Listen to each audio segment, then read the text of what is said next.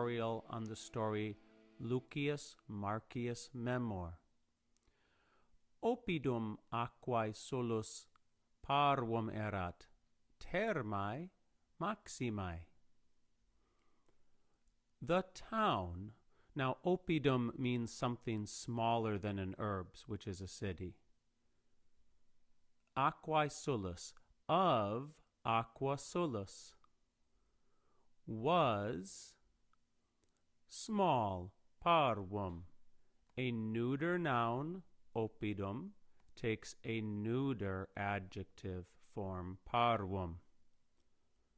The baths were very big. Notice that there is no word were in the second clause. The word erat, which meant was in the first clause, is doing double duty and is functioning as the verb to be of the second clause.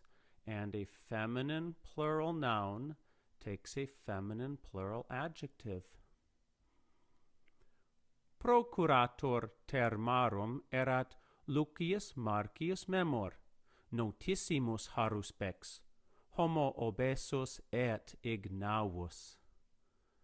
The procurator of the baths, genitive plural ending, was Lucius Marcius Memor, a very famous. Now, if it had just been notus, it would be famous, but notissimus means very famous. Soothsayer. A haruspex was somebody who looked at the behavior of birds, or opened up the animals and looked at their organs, and they tried to divine the future from that. An obese and lazy person. Remember that in Latin, adjectives might follow the noun they described. So whereas the Latin says homo obesus et ignavus, a person obese and lazy, a better English translation would be an obese and lazy person. And it's worth reviewing. The word vir means a man, an adult male. Femina, woman, an adult female. And the word homo in Latin just means person, and it is gender non-specific. Quamquam iam tertia hora erat, memor in cubiculo ebrius dormiebat. Although it was. Now, there's no word for it in the Latin. That's an impersonal phrase, something like it's raining or there's food on the table. And you're going to see basically in Latin the verb to be, whether it's erat in the past tense or est in the present tense, you might have to supply something like it was or there is. Although it was already, yam can also mean now, the third hour. Keep in mind, there are cardinal numbers. These are just your regular numbers, 1, 2, 3. Tertia here is what we call an ordinal number. Primus, secundus, tertius would mean first, second, and third. And they have feminine forms when they describe a feminine noun. This is basically counting from roughly sunrise, 6 a.m., so tertia hora would be about 9 a.m. Memor was sleeping, dormiebat, imperfect tense verb. Drunk, ebrius, we get the word inebriated from that. In cubiculo, in his bedroom. Cephalus, haruspex libertus, memorem excitare temptabat, domine, domine clamabat.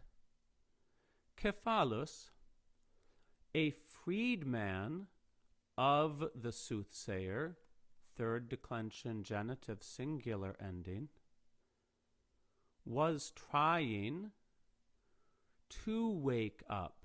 Remember, with many verbs, you take an infinitive to complete the meaning, and the object, memor, memorem. Master, master. Now, these are vocative forms that we see there. Only in the second declension, the us, when you are addressing the person, turns to an e. So Marcus becomes Marce, and Dominus becomes Domine. When you have an ius ending, the vocative form turns into a long I. So Salvius, when addressed, is Salvi. And remember, every other noun has no special form for the vocative. Clamabat, he was shouting. Haruspex, graviter dormiens, nihil respondit. The soothsayer, sleeping. Remember that when you see an ns change to ing, and he was sleeping graviter, heavily. Responded, nothing. Now, better English would be did not respond. Dominus nimium vini rursus bibit, sibi dixit libertus. Domine, surge, hora tertia est. The master drank too much. Learn that word nimium. It means too much of wine. Now, nimium always takes a genitive of the thing that it's saying too much of something. But in English, we don't say drank too much of wine. We just say drank too much wine. Rursus, again. The master drank too much wine again. The freedman said, sibi, to himself. Let's review the words for the datives in these pronouns. Mihi, to me. Tibi, to you. Sibi, to himself, herself, themselves. Nobis, to us. And vobis, to you. Master, domine, surge, get up. That's an imperative form. It's, remember what we said about the impersonal est, it's the third hour. Now, the last time we saw that, it was tertia hora. Now it's hora tertia.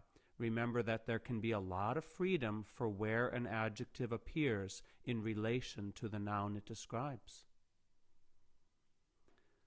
Memor, a liberto tandem excitatus, unum oculum aperuit. Memor, finally awakened, excitatus, by the freedman. We've been working a lot on these past participles with the agent expressed by the preposition a or ab.